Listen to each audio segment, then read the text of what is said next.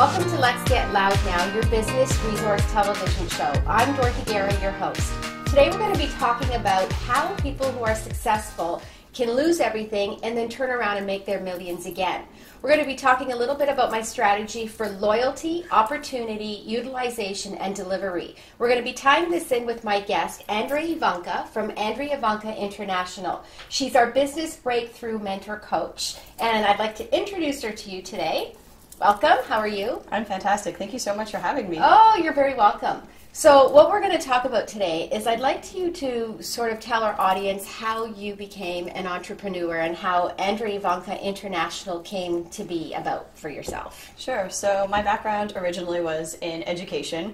So I used to teach the little kids that didn't know how to play nice in the sandbox. And I taught all over the world, Mexico, the UK, China, and everywhere I lived in these international schools, I end up getting put in these leadership roles. And at the time, I really had no idea of why that kept happening, right? And so I came back to Canada a couple of years ago, tried to shove myself back into this teaching box, but at the time, my entrepreneurial head had been opened up when I was in China. So the business that I was working with there, education's big business in China, right. Quite frankly. You were putting education programs together Yes. for kids, right? Correct. So the company that I was working for, they did things like kayaking, rock climbing, hiking, and my job was to add all the educational, like what is ecotourism doing to the village?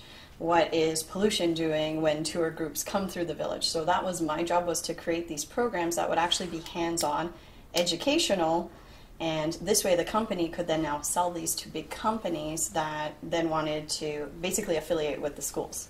So it was really interesting, very creative, and it was the first foray that I had into, wow, I can create something and there's such a need out there that other people are willing to pay for it. Right. So it just opened my mind up, and when I came back to Canada, all of a sudden that spark that had opened up, it was very hard to shut it off now. Right. So now you're going from a place where you're building education programs for a company. Yes. Right? And you've got to move yourself into a place where you have to now figure out what kind of a program you're going to put together for yourself.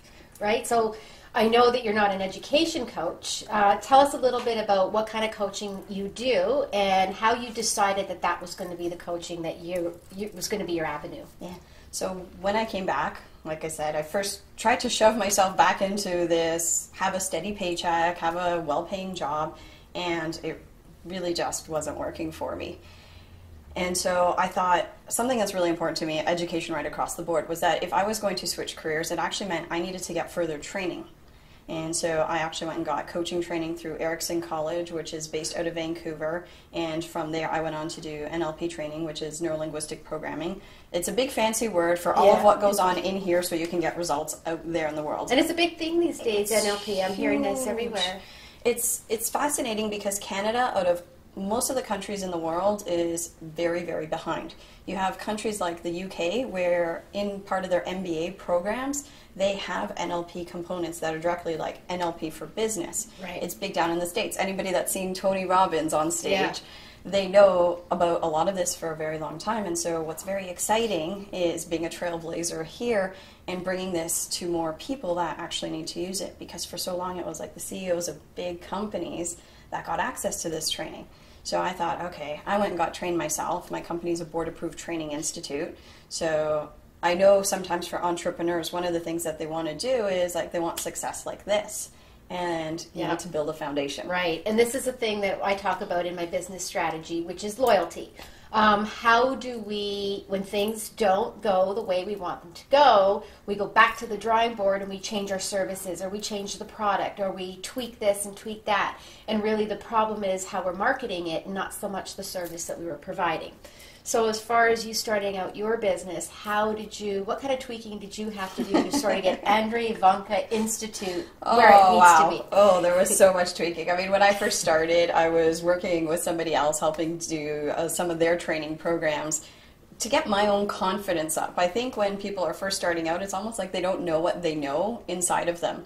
And I just thought at first, okay, NLP's great. I'm just going to go out and tell people they need it. Yeah. And for a little bit, just my passion was enough. And then all of a sudden it was like throwing spaghetti on a wall and hoping it would stick, because I hadn't taken the time to really go into who was my ideal client. right? This is one of the first pillars of success that Yes. I teach is clarity. Who did I really want to work with? Not just who was going to make money, right? Because a lot of entrepreneurs, they'll look at things and they'll say, okay, where can I make the most money? You can do that for a while, but people can smell it off you and they will run. So I had to stop and say, okay, well, who do I really want to work with? I could have worked with firemen. I could have worked with teachers because I knew that industry. I could have worked with, who knows? Right. And so that first step was just really getting clear on who did I want to work with, and it really came down to people in the service industry, people that really, they are the face of their business. They have a heart for wanting to help people and do things well. And just like me, they themselves are missing certain key criteria. So I had to stop and tweak that, get clear. Yeah. And then I actually had to start applying all the things I had learned in my own business. So Right. And that's the thing, right? Get the tweaking and getting clear is, as a new entrepreneur, sometimes what we do is we try to embrace everything and as much as we can and do everything as much as we can because we don't really know where we're going. We sort of know what we want to do, but we really don't know where we want to go. Yep, right? absolutely. So as far as you starting out your company now, what do you think was the biggest roadblock for you in order to recognize your opportunities? So as far as who you were going to service, how did you get to figuring out where your clarity was? Time. Actually stopping and putting some time into getting the clarity. I think when people are starting out, there sometimes are issues around money and startup capital, and when people feel like their back's against the wall, they freak out because now they need money now. Right. So I realized that that was a position I could find myself in, so I had to find an angel investor. And that was so interesting because it was a big mindset shift about asking somebody to invest in my company instead of it being Andrea asking for money. Right. And that was such a big shift and a big challenge that once I overcame it, it gave me some breathing space to now be able to go develop a few things, test them out. And this is something that you and I talked about previously, where I tested things with intimate groups, anywhere from 6 people all the way up to maybe 15, 16 in smaller workshop settings, so that I could be sure before I started taking this out to a broader audience that the people that were coming through were actually getting results. Right. Because it's one thing from theory to now teaching other people how to do things. You got to bring it to the table, right? Which is sort of my concept in the delivery method, where you have your product, you have your service, you know who you're selling it to, you know how you're going to sell it, and then it comes down to the actual product that people are going to take away from you. Absolutely. Right? So now, tell us a little bit about some of your accreditations, because I know that you're a recognized school or training school. You guys hit 6 digits or 6 figures, Yeah. right? Yeah. So on your way to success, where are you right now in that level of success as far as your confidence goes? I would say right now it's an interesting place to be in because everything you'll hit one level and now it's taking it to the next one. So in terms of some of the accreditations, I mean, my company is a board-approved training institute in neurolinguistic programming, in hypnosis, in coaching, in something called Creating Your Future Coaching Processes, which is a licensed program.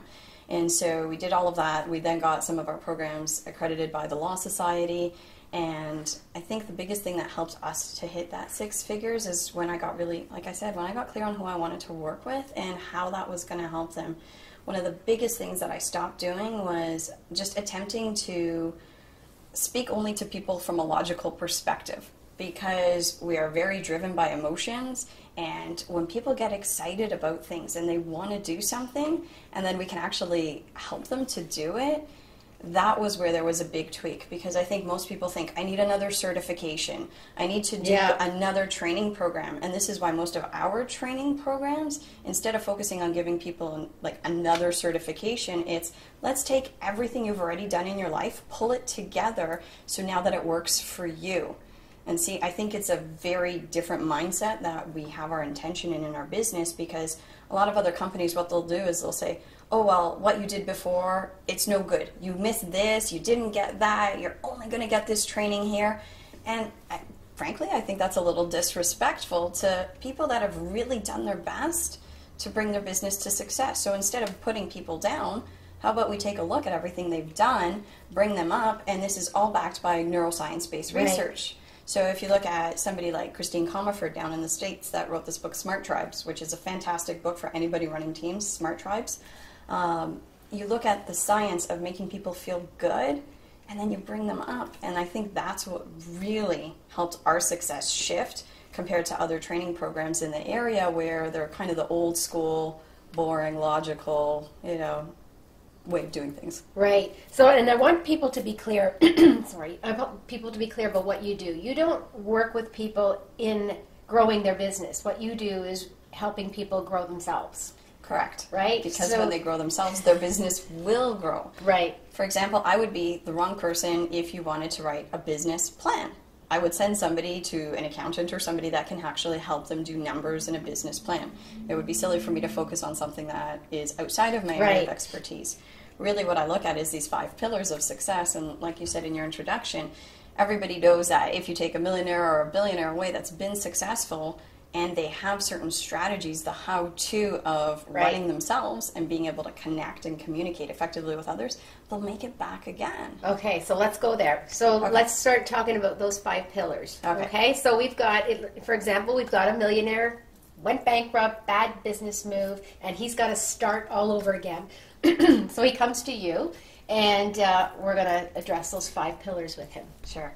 So I don't need to tell you that under those 5 pillars, the other 80% of it is mindset, right? Right. And I mean, most of your viewers, I don't need to tell them that either, that most of it really is on the mindset. So if we look at the first pillar, again, it's clarity. Yeah. So if you want to rock your business, rock your life, it means being clear on what your strengths are, what you really want to be doing, how you're going to price things, taking a look at when you're pricing things, what's that internal, okay, that's good. Because what happens a lot of times with the people that really want to do well is they've got an internal conflict around money. Right. So part of them really wants to give good service, and then part of them is feeling squirmy and squirrely all around charging people money. And then what happens is there's this tug of war going on inside, and they end up going broke. So one of the first things we do is align all of that clearly, because you're never not communicating. So the second pillar is all about influencing, influence like a pro, and it starts with you. I mean, so many studies have been done, the first with Dr. Morabian, that 55% of our communication is from our body language, nonverbal. So imagine if you're an entrepreneur that goes out there, you've now got conflict around the value of your service, whether you should be charging people, and you might be saying, hey, I have this really, really great product, and yet your body language is saying something completely different. You're going to come across as incongruent. And then maybe that other person sitting across from you is saying, I don't really trust this person, and they have no idea why. So what we need to do, and we teach people to do, is make sure that vital part of nonverbal communication is actually lining up with your message in a way that people can trust you. Exactly, and that's the thing, is being clear is also being confident. Yes. Right? So, and not being afraid to say, this is what I'm worth, and this is how much my services are worth, or my product is worth, right? And comes right back to my loyalty strategy. Figure out what you want to do, and then you have to be fiercely, loyally committed to that. Absolutely. Right? And then going on to your second pillar, where we going next. So we know what we want to do, we're committed, we're clear. It's the influence. I kind of wove right into it there. Yeah, it's being able to influence like a pro. I mean, I sent out an email this week inviting some people to a meetup that we're going to be running, and one of the things I said is some of these strategies are so simple, and most people are too lazy to do them. And one of the reasons is that they think, oh, that's too simple. So I'm going to get scientific just for a little moment so that you can appreciate this and make it a little easier to do in your own life. So our neural pathways are basically the way we do things. And the ones that we run the most over and over and over and over again are like this massive 6-lane super highway, versus the new behaviors and the things that you want to do when you're learning about body language, connection, might be like a little itty-bitty bicycle track. Right. And what you want to do is you want to create that 6-lane superhighway so that that behavior becomes automatic instead of the behavior that you've been doing up until now. So when we teach the people these strategies, most people think, oh, Andrea, 2 minutes a day, 3 minutes a day, maybe moving my eyes in certain patterns or practicing how to stand up. Really, what difference is that going to make? Right. And the science has shown that in order to create that new neural pathway, to turn it into that 6-lane superhighway, you've learned this from habits. You need to repeat it for at least 30 days because it builds up the gray matter. And so then the old thing that you used to be doing just disappears because So you're no if longer there's using one it. exercise that people should do every single day, would you have one right up off the top of your head that would be most important? It would depend on what their outcome is. So let's say if they wanted to become more confident, let's say in their body language, one is noticing what you're doing with your body language, because a lot of times we're attempting to read what other people are doing instead of being more concerned with how am I coming across. And so if here's one that they could practice, this will help people going so much into networking meetings, business meetings, is I call it the yes body language. And so imagine if you can, when you're nervous about something, right, your brain goes into flight or flight. It just does that instinctively. And so imagine going into a meeting where you're like this. The body language is actually telling people I'm closed and I'm protecting myself instead of being open. So one exercise, you can do this in front of a mirror so you can actually see your own body language, and you need to say this in your own head, is positive things. Yes, okay, I'm here to help. Yes, yes, yes, yes. And just start to notice how that shifts. Now, if you do that for yourself before you go into an interview like this, a big important meeting, people will actually feel The energy. They'll feel an energy, and because it's your body language is reflecting your excitement. How about if I just walk into a meeting room and go, yes? People might look at you like... All right, okay, so now we've done our influence. What do we got to do next? Okay, so third pillar is releasing your own roadblocks. Usually at this point, people are now taking action, they're going out, they're connecting with people, and they start to become very aware of what's going on in here. It's like, you know, the computers that are on your, or the programs that are on your computer, and you just boot it up and the programs are just there. I mean, you can just imagine how tedious it would be if you had to reinstall the programs every single day, right? They're just there. So your mind kind of works the same way.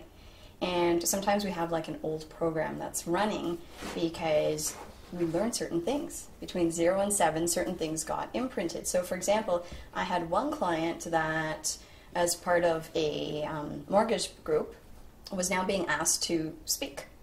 Except growing up, she learned that invisibility was more safe because she had a parent that yelled a lot and there was just things going on in the home. So now she's put in this position where now she's in front of people. She needs to talk to people, except that old program's running. So here's this bright, confident, outgoing woman that has done major sales, and all of a sudden now, because she's being asked to step up and be in front of more people, she's exhibiting behavior that she behaved as a kid, and it's just coming from safety. So in this pillar, we're looking at removing some of those old things that have been, those old programs that have been anchored that are actually stopping us from getting the results that we want now. But how do you identify what the roadblocks are for people? Like, to me, that would seem like if you're going that deep into their past and as a kid, like that would take a lot of work or a lot of training or a lot of time, right? It's like very interesting. It's actually a bit of a misnomer. We have years and years of thinking that we needed to sit and talk about things for days, hours, and months to resolve them. And what the newest neuroscience research is showing, the more you talk about things, the more you create that new neural pathway. And actually the Magazine of Psychology, or the Association of Psychology, pardon me, has found that when we retrieve memories, they're malleable. So from an empowerment perspective, this is very, very exciting. It means that you could have one perspective now, and as an adult, you look at it and go, wow, why was that so serious? Except when it happened back then, it went into your conscious, it got stored, kind of like a big filing cabinet, and it's just been left there, except it's still running like the old program. So for me, I mean, at this point, yes, it's very simple, it's very quick, and what I love about it, there's no getting into the story of what happened. It's just, okay, there was an event, my brain at that time encoded it as danger, now I know better, so we literally go in, shift the picture around, attach some new feelings to it, and it means that everything from that point until now, the entire behavior changes. That's amazing. It is fascinating, it's fun, it's fast. There's actually... do you do this through a meditation? Do you do this through writing? How do you bring this out? It's a guided process that I do with my one-on-one clients, and then for people that are in one of the virtual programs, there is a recorded guided process so that they can start doing it on their own. Because the whole goal for everybody is to start building some rapport with yourself. Most of the time we're fighting against ourselves inside, going, I'm not good enough, and this and that. Except at one point, everything that went in had a positive intention, whether it was safety, belonging, mattering. Except now, imagine we're adults, we're in situations, especially as entrepreneurs, where we need to be in sales, we need to be out speaking in front of people, networking, making connections, and if we have these old programs running, all of a sudden now we're getting this internal conflict going on. So the good news is it's very easy to shift, it's very fast. I mean, they're using these exact same techniques with soldiers coming back from Afghanistan with PTSD. So if they're having huge effects in a matter of hours with these kind of soldiers, imagine how quick it is with an entrepreneur that's just gotten themselves tied into a knot. Okay, so let's look at that millionaire who may have lost everything, and he's going to have an opportunity now to make it back because he's got his success strategies. Do you think that maybe there's some roadblocks that he's maybe hasn't dealt with, that he didn't see, didn't recognize he had, and that's why he's starting over? And then if he doesn't come to terms with why things happen, then the same thing happens over. So if you were to look at somebody who has been a failure, and now they're trying to do something else, how do you recognize like that link that creates the same pattern? This is so cool. It's spending a little bit of time with people. When I'm working, especially one-on-one with clients, we'll actually have them jot down some big events that have gone on in their life and looking for a pattern. And once people start to actually bring it to their conscious awareness, they become aware of it really quick. Like, hold on a second. Every time there's stress in my life, I have this thought like, for example, there's not enough money running. It's just always there. It's the things that are there that we just think are normal. It's like, imagine if I was wearing, let's say, purple glasses my whole life. Yeah. And I've been walking around wearing these purple glasses and everything looks purple. And now one day you say to me, Andrea, did you realize you're wearing purple glasses? Until I can actually stop, take them off, now I'm seeing things differently. And this is actually the trick to dealing with people as well, because you might be walking around through life wearing blue glasses. Pink. Maybe red. You're wearing red glasses and I'm wearing blue glasses, and there's a yellow lemon on the table. You're going to see orange, I'm going to see green, and if we haven't actually learned how to communicate effectively, which is part of what we teach people, we're going to be arguing over the color of the lemon. Yeah, I hear you. Right? Yeah. So it's shifting. It's first the awareness. Second is just using some of these tools and techniques. I mean, it's a little beyond the scope of how quickly I could easily have people walk through it on here. It's very simple when we do it with them. Okay, so now we move into the next pillar. Yes, the next pillar is red carpet sales. I mean, we know there's this paradigm shift of how do you want to be treated as a customer, and how do you approach sales, first again, from in here. How do you feel about the word sales? What are you bringing of value? And one of the things that we're finding just pretty much everywhere we go is that people want to be treated well. They want to be treated as more than a number, and that really means listening to your clients, finding out what's important to them, finding out what's of value to them, and making sure that your offering matches what they need. I know it seems very, very basic, and yet so many people miss this because they're so busy selling the features and benefits of their program that they fail to stop to say, like, hold on, does Dorothy actually need this? And that's a big thing now in the business world, is because we've spent, we're kind of trained to provide good service, good products, marketing, and we market our product, we market our service. It comes right down to delivery. But I think in today's day and age, with websites and networking and meeting people and relying on building mastermind teams to propel yourself forward, we've got to learn how to brand ourselves. Yes. And I think this is a little bit where what you're saying comes into place in that pillar. Absolutely. Is before you're out there promoting your service, people really have to know who you are, and you have to feel confident in that. Right? Correct. And then imagine when you're confident, you've got all of that sorted out now, your clients feeling like you've rolled out the red carpet for them, and them being able to come in and they feel so good, right? That's part of our whole red carpet experience, is the neuroscience behind how to treat people well and make sure that you're really strategically looking for a win-win. Because let's face it, being a business owner and hearing no over and over and over again, it's exhausting. You're going to burn out of your cash reserves very soon if this is something that you fail to master. Right. You need people to say yes. And one of the things I say to people, especially when they're a little nervous around sales, I say, imagine that you have a solution that could truly help somebody. And when you get to the point of making an invitation for them to continue their journey with you, whether you're doing a life policy for them or whether you found the perfect home for them, and you're unable to say, here, I have something, you've now done them a disservice because you've allowed them to walk out still with their problem. Right. And maybe now you've done your competition a big favor because you've built all that goodwill because you're such a great person that now they're like, wow, I really need this. Except at that moment where you really needed to make an invitation, make it very easy for them to say yes. Right. You Yeah, stalled. it makes perfect sense. Yeah. So as we're winding down here, okay, let's recap a little bit. So why don't you list your 5 pillars here? Okay, first pillar, rock your business, rock your life. It's all There you about go. clarity. Second pillar, influence like a pro. Learn how to communicate verbally, non-verbally. Third is remove your roadblocks, and that's all about getting unstuck, finding your freedom. Fourth one is the red carpet sales, treating people well, learning how to get to the yes. And the last one is exactly what we've been doing, which is captivating your audience. Okay. Making sure you get your message So across. speak a little bit to captivating your audience. Captivating your audience, it's so interesting because you can do all kinds of trainings around the content of your message. And like I was saying earlier, is the big breakthrough I had was really learning to tap into the emotions. I mean, 90% of our decisions come from the unconscious mind, which is the land of emotion. So when we're talking about captivating your audience, there are so many little things you can do that will help your message, whether you're in front of 2 people, whether you're in front of 200 or 2,000.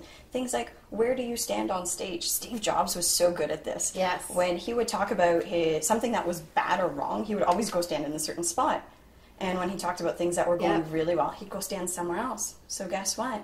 When he'd talk about his competition, now he'd go stand in this spot, and unconsciously the people would make that connection.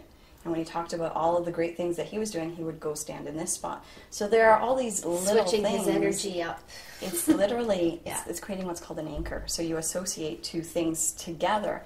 And when we teach people how to do this, it actually accelerates their message because it's connecting with the unconscious mind of their entire audience. Right. Well, this has been fabulous information. And for everybody out there who's been listening to this episode today, I hope you were able to take something out of this and recognizing that as an entrepreneur, it's really important that you make that connection with yourself and figuring out your roadblocks, figuring out who you are and where you want to go and how you're going to do that based on where you've been in your life in order to move you forward in your future. So Andrea does a wonderful job at helping you bring out that confidence level in yourself. And then as we tie that into the loud strategy and you move forward into your business, recognizing that as you grow as an entrepreneur, you need to be loyal to your business plan or to your business mission. And then you need to figure out who those opportunities are going to be that you're going to pitch to, who you're going to utilize or how you're going to utilize those opportunities once you make them. And then again, delivering those services or products to people so that people want to come back for more. But none of that is possible if you haven't done that work within yourself first and recognizing who you are as a person. So I'm really glad you joined me today. Why don't you give the audience a shout out as to where they can find you? You can find us at www.andreaivanka, it's IVANKA.com, and we'll see you there. Thanks a lot. Thanks for tuning in. Thank you.